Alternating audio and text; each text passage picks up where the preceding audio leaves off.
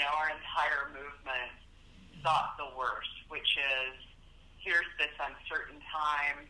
Julie Castle is the CEO of Best Friends Animal Society. They operate 7 regional programs around the country and have more than 3,200 rescue partners.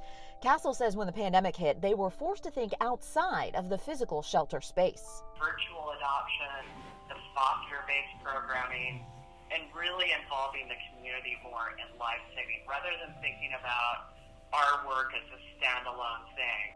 Animal welfare groups knew that they would no longer be able to safely have their armies of volunteers come into their shelters every day. So they began the uncertain task of pushing to get animals into foster homes and holding virtual adoptions. As luck would have it, with people now working from home, activities being canceled, and kids moving to virtual classrooms, the opportunity to dedicate time to a homeless animal, as well as the desire for companionship, soared.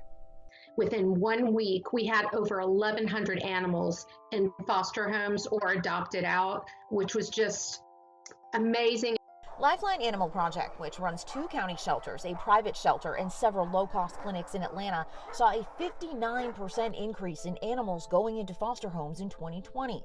Without community support, they launched a group called Human Animal Support Services. We believe that people shouldn't have to give up pets just because they've fallen on hard times. While interest in animals has increased, fundraising to keep these rescues running has become a challenge. Ashley Kurtz, who runs the nonprofit Coco's Heart Dog Rescue in Wisconsin, says they've had to cancel all of their big fundraising events due to COVID.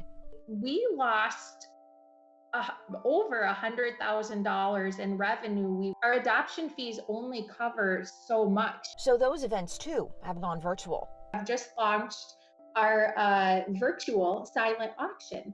And that's not something we had done prior to the pandemic. While no one knows when things will truly go back to normal, these rescuers say their industry is forever changed and for the better. If there was a silver lining to the pandemic, it was the increased interest in people opening up their hearts and their homes to dogs that needed help. I'm Karen Kafa reporting.